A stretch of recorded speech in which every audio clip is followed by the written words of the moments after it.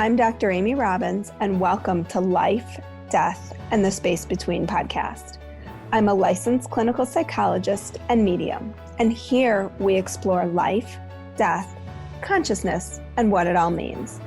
Before we get started today, I just wanted to remind you of the new segment I'm doing about any questions that you might have. So you can email those to ldsbquestions@gmail.com. Also, if you have your own ghost story to tell, please reach out to me. I'm going to start doing those ghost stories again. So I would love to hear your story and be able to read it on my show. But today I'm excited because we have a special guest today, Krista Gorman. Krista is a physician's assistant who only 3 weeks after graduating from her PA training program suffered cardiopulmonary arrest and died while in labor with her daughter. During the 8 minutes, she was without a detectable heartbeat. Her consciousness transitioned into what we call the afterlife, where she underwent a profound reconnection with the most divine love that she experienced as the universe. Some of her story and the lessons she learned in the afterlife are shared in her book, I Died and Learned How to Live, available on Amazon. Her NDE is also featured in the Transformative Effects of Near-Death Experiences by Dr. Penny Sartori and Kelly Walsh, as well as the book Awakened by Death by Karen Swain and Cyrus Kirkpatrick. In 2007, she and her daughter were featured on the program Story of God with Morgan Freeman on the National Geographic Channel episode entitled Heaven and Hell. The episode is now available to view on Netflix. Welcome, Krista. Hi, thank you for having me. Thank you for being here today. So can you tell us just briefly what your story is? Because I want to spend most of the time kind of focused on what you experienced, what you learned from it, because I think that's really where the growth happens, right? Exactly. Just to ensure, I just graduated from my PA program and was induced in labor. And during the induction, my daughter was in distress, so they had to perform an emergency C-section.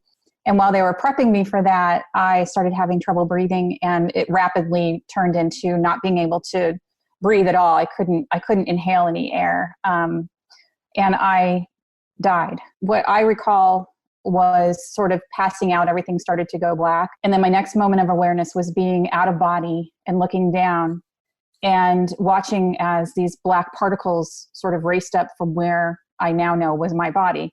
Although at the time I had no idea, I had no names for anything I was observing. I didn't have any identification with anything. I was simply the observer and consciousness. I was me. I was Krista, my consciousness. I didn't know that I had died. And I watched these particles come up to where my vision was, and they sort of surrounded me in like a loose static cloud. And I saw my daughter being born. I saw my OBGYN deliver her and hand her to somebody at my right side who quickly turned around. And at that point, I was becoming curious. It was sort of like watching a movie that you've never heard of, you don't know anything about, you don't know that the people in the movie are people, and that, you know, what they're doing is this or that. I just was becoming more curious. So I sort of floated around the room, and as I did that, I again was feeling more and more curious, and more like, I want to know what this is, more attached to it. Whereas before I was very detached from it. At that point, when I had that feeling, I felt a tug to my left, and I sort of ignored it. Like, no, I don't want to go. And it wanted me to go. It pulled harder.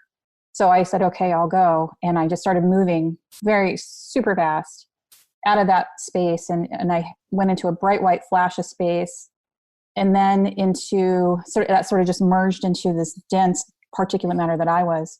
And I was racing along imperceptibly. It almost felt like I was standing, like I was still, but I wasn't.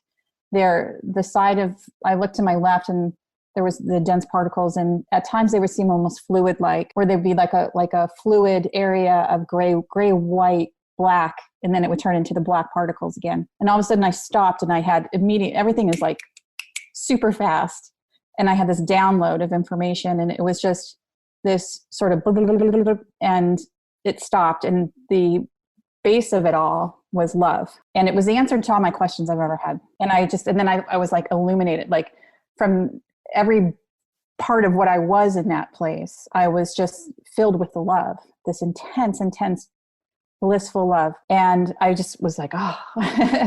And then I looked sort of to my right, and there was this little white dot of light or whiteness. And it was sort of drawing me towards it. And I wanted to go. So I started moving towards it. And as I got closer, it got wider and wider and wider. And it was sort of like a white, misty, cloudy circle. And then I saw that there were shadow beings there. And in the front, there was a little boy.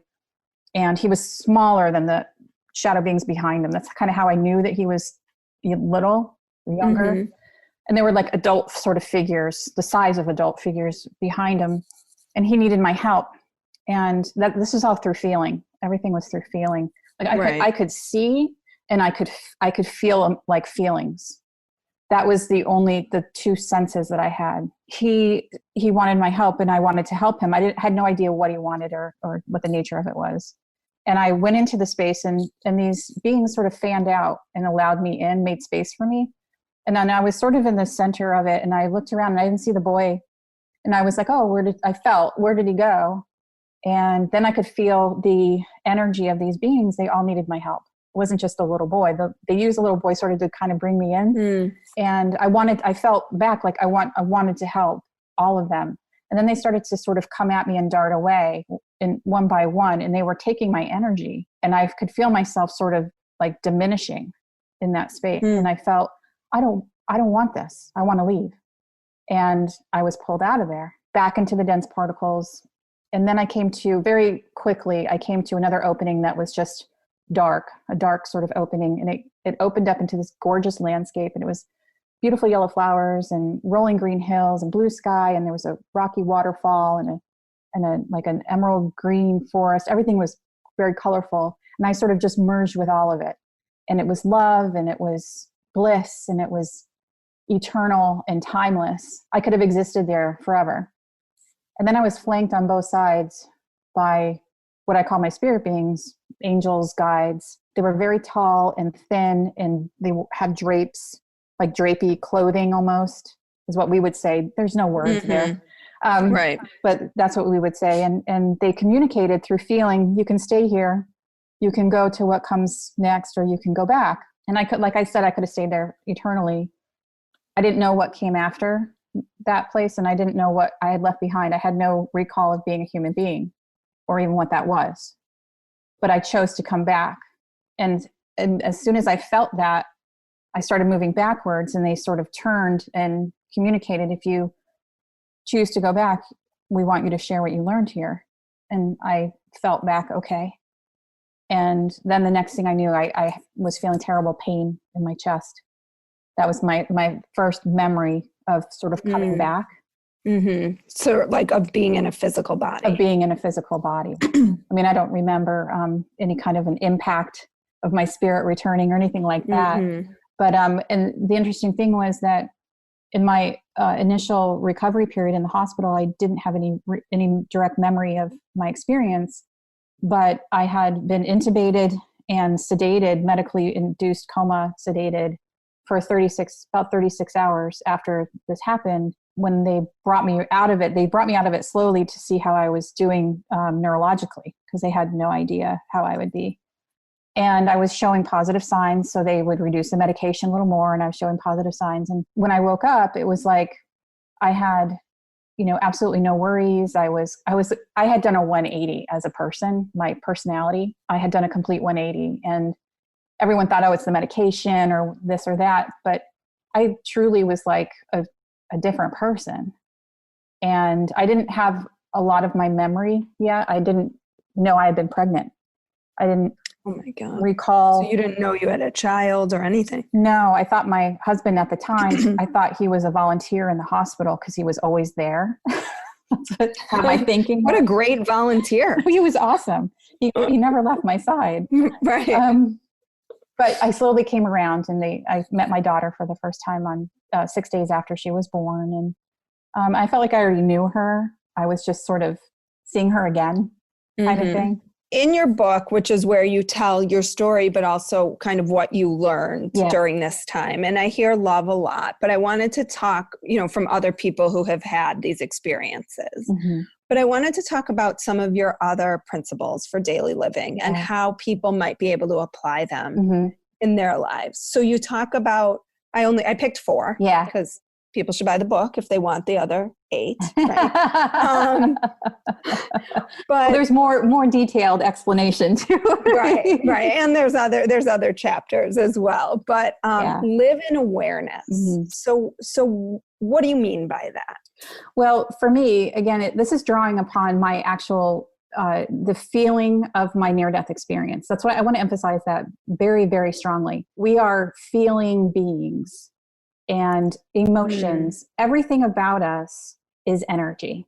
I was pure consciousness. I was pure energy in my NDE.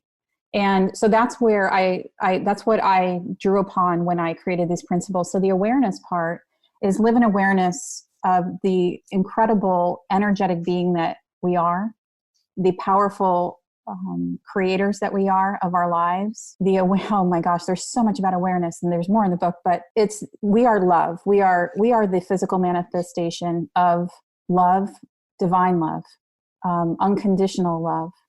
And we have the ability to express that as much or as little as we desire to in this life. And it is everywhere. We are fluid with the divine love of the universe, meaning that every single thing that we look at, that we observe with our eyes, that we feel with our heart, that we feel on our skin, everything is love in varying manifestations. And when I heard you just say we are feeling, like a light bulb went on for me as a therapist. Is this notion of, like, your experience, right, was full love and you were vibrating at such a high level, would be my guess, right? When we're feeling positive feelings, gratitude, love, peace, joy, contentment, any of those, we're vibrating at a higher level. Exactly. Right? Exactly. So we are more in touch with our divine self. Yes, exactly. When we're stuck in more negative feelings, we're vibrating at that level. And if we are fully feeling beings, holy shit, like that's right. Like that's it. Exclamation point. You are your feeling, right? You are your feelings. Yes. And that's where the 12 principles, that's what I created to sort of embody in this physical life, that divine ultimate love. Practicing these principles, that's what brings me the closest I have gotten, with the exception of sitting in meditation. But that's the closest, practicing these things in my daily life brings me the closest I can be in my daily life of functioning, of, going to work, driving my car on the highway, dealing with sort of challenging people, staying in that space of presence, full presence in the moment, knowing with everything that I am, that I am divine, I am love.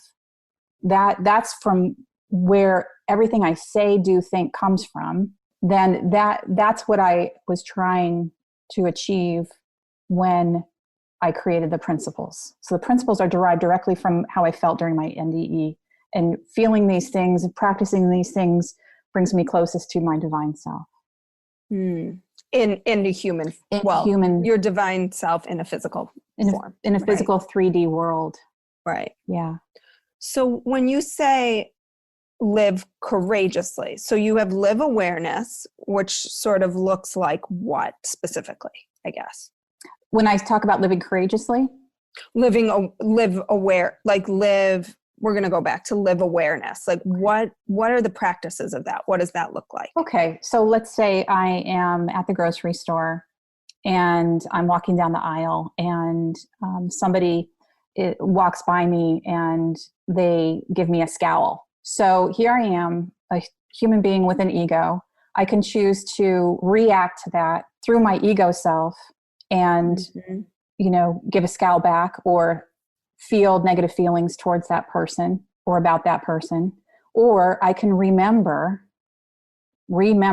together that I am a divine being, I am love. That individual is also equally a divine, loving being.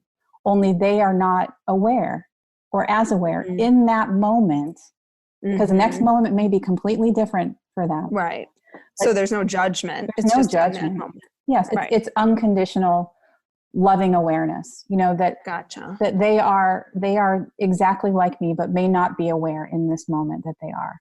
So sending them love instead, not taking it personally, not attaching myself to their energy, but simply allowing it and letting it move through me and sending them love in return. Which is so much easier. I shouldn't say easier. It feels better. It's all about feeling. How do we feel? Yes. Because sometimes that's hard to do, but ultimately it feels better. Right. Our ego likes to get in the way. Right. So, okay, so let's talk about living courageously. Because obviously putting yourself out there with this book was that. I feel like me putting myself out there with my podcast was that. What do you mean? Well, living courageously, I have to say I initially had written it as live fearlessly. However, I like to emphasize the positive, and a healthy amount of fear is in the situation where it's useful to us, where it serves us, is absolutely necessary. However, well, and I also think it's not about living without fear. It's about recognizing that you have fear and still doing it anyway. Courage. Right? Like, exactly. That's courage. And the courage part, and like you had mentioned, stepping outside of our comfort zones, sort of being vulnerable in this life with our relationships, being vulnerable with ourselves is courage. It's the practicing of courage, And courage is the opposite of fear. Fear equals ego. So when we're living courageously, we're walking through the fear. We're walking through our ego, casting it sort of aside, not giving our attention to it, rather giving our attention to what it is that we desire for ourselves. And that in and of itself, when it's not harmful to us, is incredibly loving. So, the one thing as a working mother, and my career starting, 3 weeks before my daughter was born, as a physician assistant trained in science, I rejected my NDE for a long, long time before I finally integrated it into my life.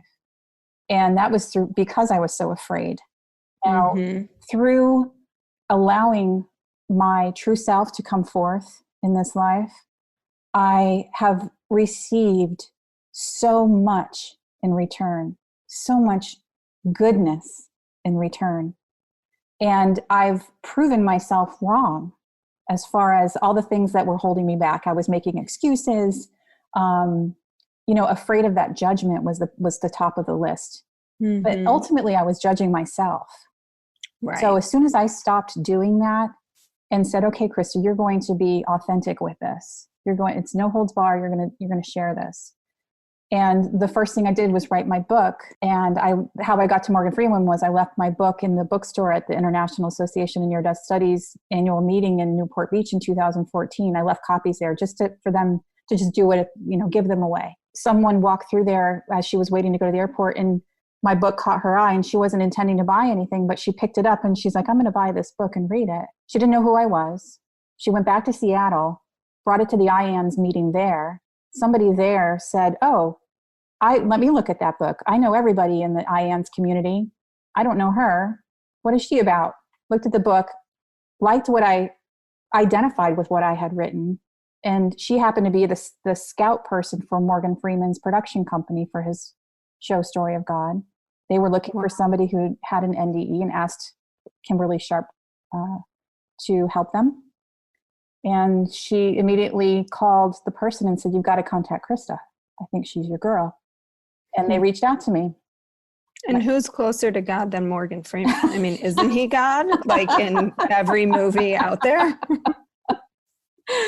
Yeah, exactly. Exactly. So that was an incredible platform to share that love is all there is. And I had the opportunity to do that. And it was through other people, through synchronicities, but ultimately the universal love that helped to bring that about. But I walked through my fear, and that had to happen first. Right. And had you never written the book and told your story, none of that would have happened. Yeah, right. Exactly. Live spiritually. So that idea is that there is more to life than meets the eye. There are these unseen by the physical eye forces that are at work around us, in us all the time, helping us, supporting us, guiding us. And the idea of spirituality can be a reverence for that in and of itself. Spirituality can be a feeling of reverence for God or for Allah, for any kind of higher being that we choose. But to sort of identify and acknowledge that the spiritual, there is spiritual existence of all these entities all around us all the time that are there for us, to support us, is just another sort of piece to this pie of the 12 principles that make up the greater idea or experience of the afterlife. So it's really that there are external kind of entities, because how I read it was a little bit different, but hearing you explain it is that there are sort of these external universal supports. Yes. That we have to lean into, that are there, that we need to trust will support us. Yes, that's one part of it. Yeah. Okay, and the last one is, well, not the last one, but the last one we're going to talk about is live miraculously.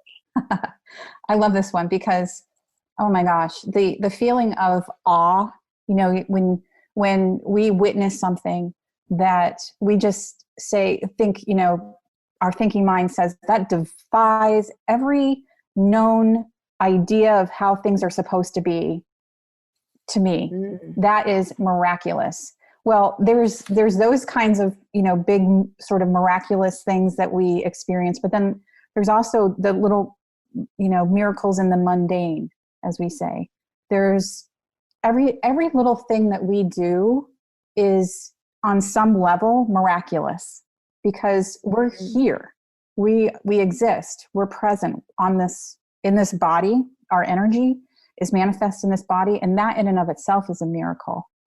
And feeling the feeling of awe is sort of a paying homage to the divine, because it's through the universe, universal love. The universe is love.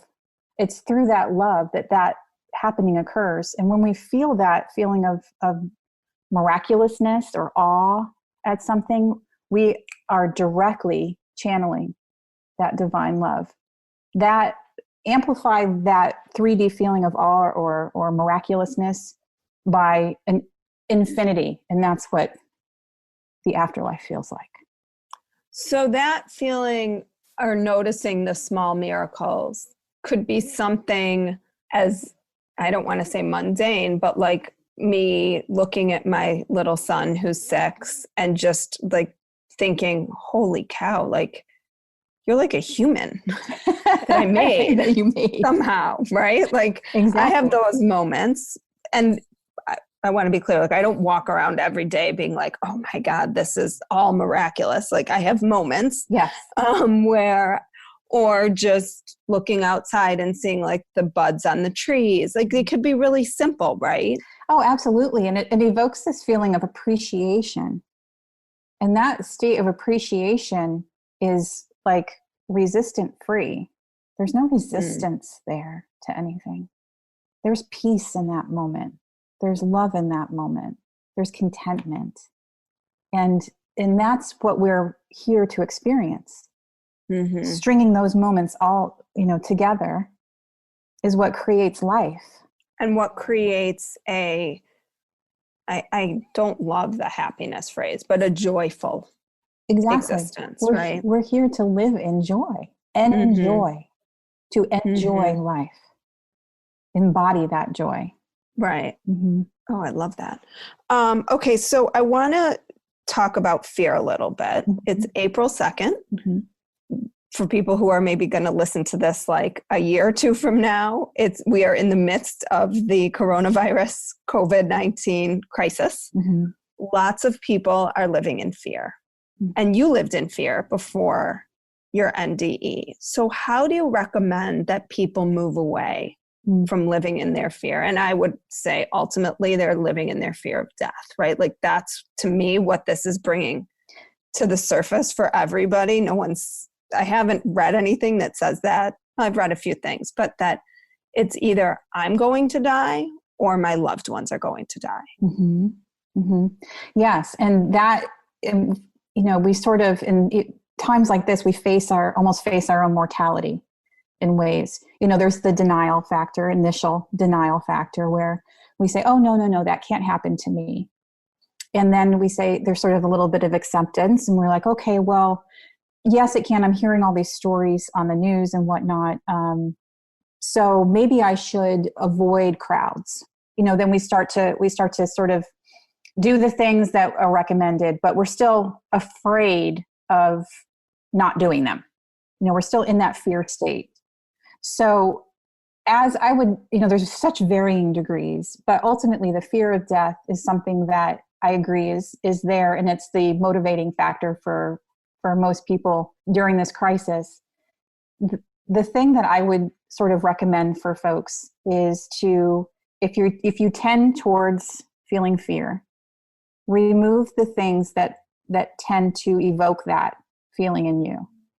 So if you feel like you have to stay informed, then stay informed, but restrict it. Mm-hmm. There's very simple things that we need to follow, for our own personal protection and the protection of others. So the hand washing, a lot, staying inside, except for going out for essential things or going for a walk or whatever is recommended in your area. And then just listening to the alerts. Don't keep the news on 24/7 and allow that fear to keep feeding, what you already have going. Because fear is contagious. Absolutely. I would argue the fear is probably more contagious. And is fear sort of, I think this is the case, I'm curious what you think, is sort of the lowest vibration we can be in is fear. Yes, it's a low vibration. And again, for me, fear equals ego. So we're in an ego state because fear leads to the feeling of wanting to control circumstances. Right. Yep. And we don't need to control circumstances. So the more that we can move away from our attention away from those things that evoke that feeling of fear in us, that we're not just serving ourselves, but we're serving our family, because our family picks up on our fear energy. The heart gives off a vibration. The heart is a brain of our body, and the heart gives off an energy when we feel fear. It gives off an energy when we feel love. It gives off an energy when we feel disgust, all joy, all these things. And the hearts of those around us feel that too from us. And they may be resonating with that, or they may not be resonating with that. But if they're unaware, they can start resonating with that. So it spreads just like a virus. And in this society, as we are right now, we are born into an ego-driven society. That's sort of the prevailing energy. Although we're the embodiment of love at the same time. As we grow older, that fear, that ego gets fed with experiences that sort of energize it. And it grows in various proportions based on your experiences and your tendencies, right? So then, and your connection to it, and versus your connection to your divine being, your divine self. So, there's always two sides. It's always that yin yang thing. So, during this crisis,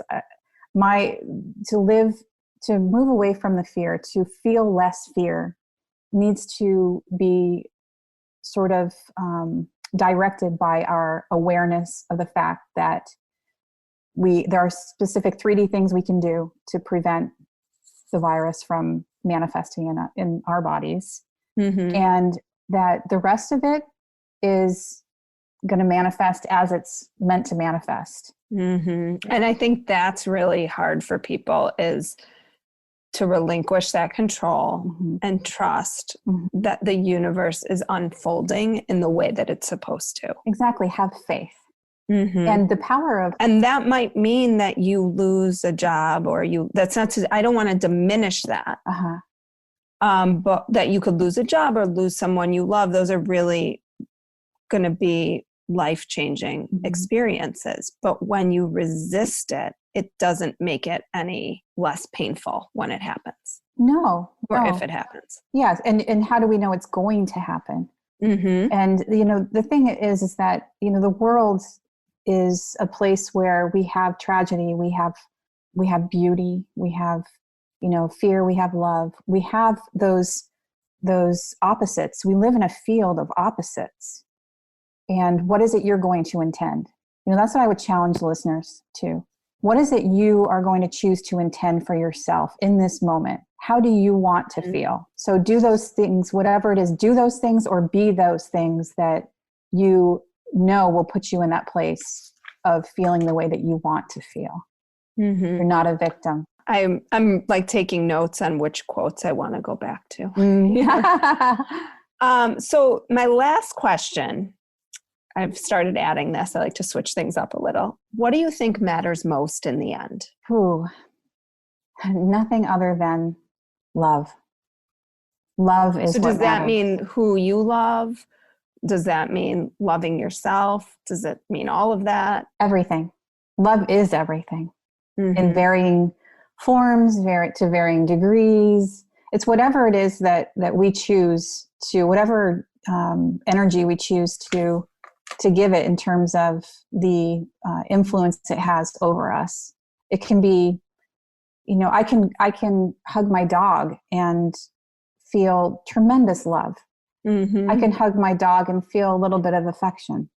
It depends on where I am in that moment. But in the end, that's what I did learn in my NDE, is that that love is all there is. Love is all I was. I was pure love energy when I crossed over, as we say. And yeah, and what a beautiful way to end this interview. So if people want to find you, can you let them know where, other than Netflix?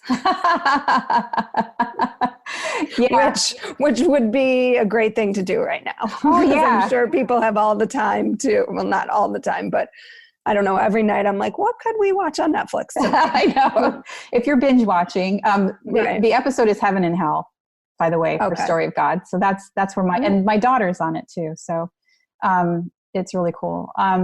But I'm sorry, what was your... Where people can find you. Oh, where they can find me. Thank you. Other than on Netflix. KristaGorman.net. That's my blog site. Okay. And I'm on Facebook, Krista Gorman, PAC. I have a Facebook page, PA-C. And then I also just have my regular Facebook page, and people are welcome to come and visit. Twitter, Krista_Gorman. And then I have Krista Gorman 717 on Instagram. Okay. Well, and all of that will also be posted in my show notes as well. So Thank you so much for your story, for your time, and for sharing your beautiful energy with us today. Thank you so much. This is great. Like what you heard today and want to hear more? Curious about what comes next and what it all means? You can subscribe on iTunes. Just go to podcasts and find Life, Death, and the Space Between, and hit subscribe. And you can follow me on Twitter and Instagram at Dr. Amy Robbins. Ask me any questions you might have, let me know what else you'd love to hear about, or just share your story. I can't wait to hear from you.